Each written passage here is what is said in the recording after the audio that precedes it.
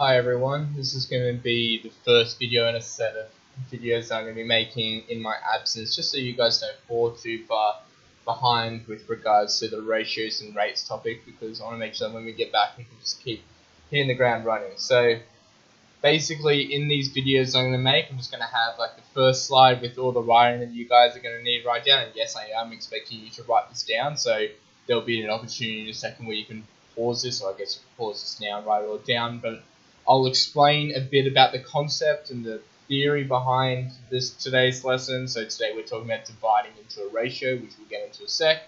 Then I'll just go through a few examples. I'll pick in each of these videos, I'll pick like 2 or 3 from the textbook questions, and then I'll also choose a HSC question as well, just so we get the hang of some HSC questions. All those HSC questions that you already have available to you via Project Maths, which you all should definitely have on you at all times.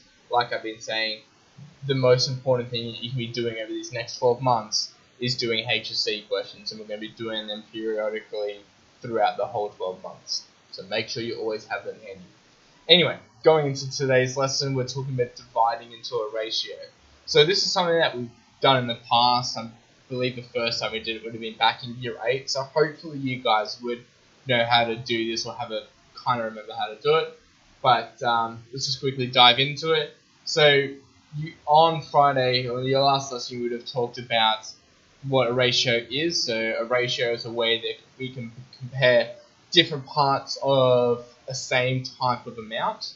So if we're dividing, I don't know, a bunch of money into the ratio of 1 to 2, that means there's like 3 parts there, and you divide it into those 3 parts. One person will get 1 of those parts, and the other person will get 2 of those parts. So essentially, that second person is getting twice as much as that first one.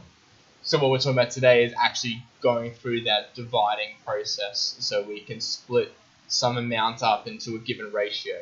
And in these ratios, it's not always going to be like a 2-part, like 2 sides to the ratio. It could be a 3-part ratio, 4-part ratio, so on. So we'll see that when we get to a few examples.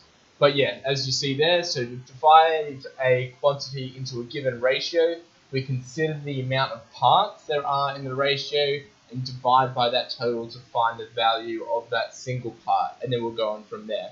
So this might be a good time for you to pause the video just so you can write that in, because like I say, and like what we experimented in our assessment task as well, writing something down is going to be a whole lot better than you just looking and be like, yeah, okay. So write that down. Let you pause that video. Alright, so now we'll go into the examples. So these examples are just coming straight from the textbook. So I picked out this question first of all. So this is a level 1 question. As you can see, it's just from exercise 1F. So we see here Molly, Patrick, and Andrew invest in a business in the ratio of 5 to 6 to 1. So obviously that's our first important piece of information, 6 to 5 to 1. That's what we call there's like 3 bits to that ratio. So the other thing about ratios is it's always in respect to each other. So because we're saying Molly, Patrick, and Andrew, and then 6 and 5 and 1, that means Molly is going to be getting those 6 parts. Patrick is getting those 5 parts, and Andrew is getting that 1 part. It's always in that same order. Okay, that's one thing that you can assume with ratios. So the total amount invested is $240,000. How much money was invested by the following people? So basically what the question is asking you to do is divide that $240,000 into that ratio 6 to 5 to 1. So what we need to do first, and a common mistake you see people do, is they'll just do, oh yeah, we'll get that 240,000 divided by 6, divided by 5, divided by 1, there you go. That's not true, because what we need to do, like we said in the previous slide, is we need to find the total amount of parts. So here, 6 plus 5 plus 1, obviously that's 12 parts. Meaning that we're not going to divide 240,000 by 6 or 5 or 1, we're going to divide it by 12 just to start us off. So I'm going to do 240,000 divided by 12. Let's write that down as well. So I guess it's the answer for part A. So Yeah, 240,000 divided by 12, and that equals 20,000. Alright? What we've basically done here is we found the value of each single part. Each part in this ratio is $20,000. So when we go back to here for a second, when I was talking about the single part right at the end, we're now saying that that single part is $20,000. And so now we know that Molly gets 6 of them based on the ratio. Therefore, we just do 6 times 20,000, which equals 120,000. Sorry. So we can see that means Molly invested $120,000 into this business. You probably could have done that a bit quicker as well, just by the way. If we can see that Molly invested 6 parts out of the 12, obviously that means 6 out of 12 is half. So she invested half of that money, and half of $240,000 is $120,000. So that was another way that you could have done it, but just wanted to go through the whole process. So question B now.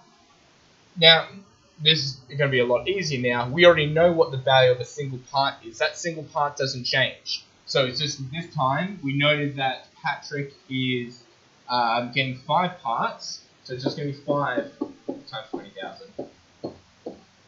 And that equals $100,000, obviously. And lastly, we know that Andrew invested 1 part. Well, we don't even need to do... I mean, yes, we could do 1 times 20,000, but obviously it's just going to be $20,000.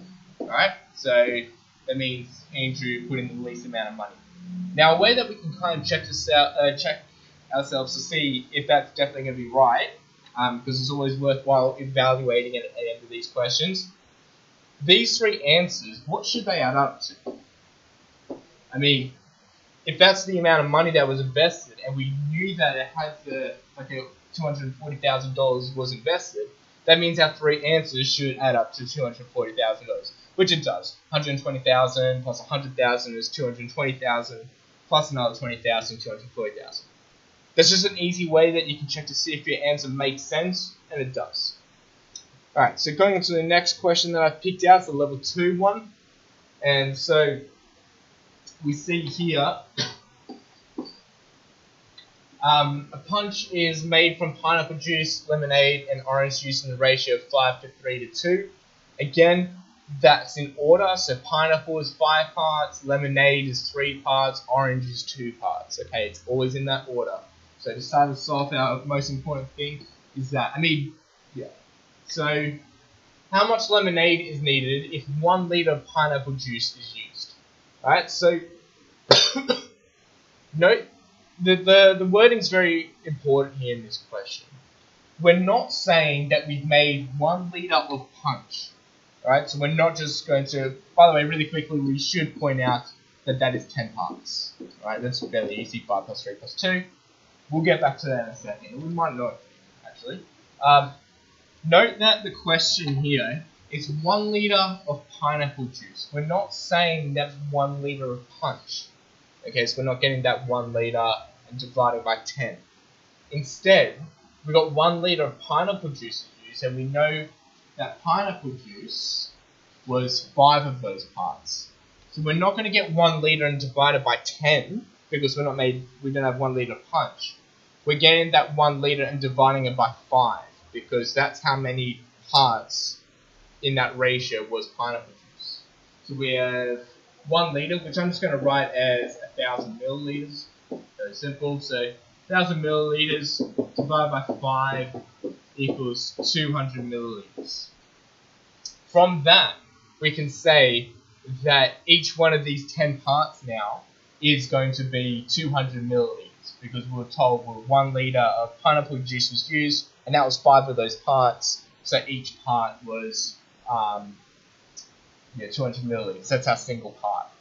So how much lemonade is needed? The question wasn't asking, how much each part was. So we're told that lemonade there is 3 parts. So that means we're just going to get 3 lots of our 200. So therefore 3 times 200 milliliters equals 600 milliliters. Alright, so that means we need 600 milliliters of lemonade if we use 1 liter of pineapple juice. So how much pineapple juice is required to make 15 liters of punch? So now, reading the question again carefully, this time we're talking about 15 liters of punch. Okay? So, because we're talking about the whole punch, that means we're talking about all those 10 parts now. So, if we're making 15 liters of punch, again, I'm going to write that as 15,000 milliliters because dividing that might be a little bit easier. So we have 15,000 milliliters. This time we're going to divide it by 10 because we're talking about the whole 10 parts now because we're talking about the whole punch. So we're going to do 15,000 divided by 10, which equals 1,500 milliliters, which is just 1.5 liters. Maybe I could have just kept it as that. So each one part of this punch is 1.5 liters, and we're told that pineapple juice is 5 parts. So now we're just going to do 5 times, I'm just going to do liters again, so 1.5 liters, which equals 5 times 1.5, 7.5, but yeah, 7.5 liters, which again, kind of makes sense going back to that trick that we were talking about in the previous question.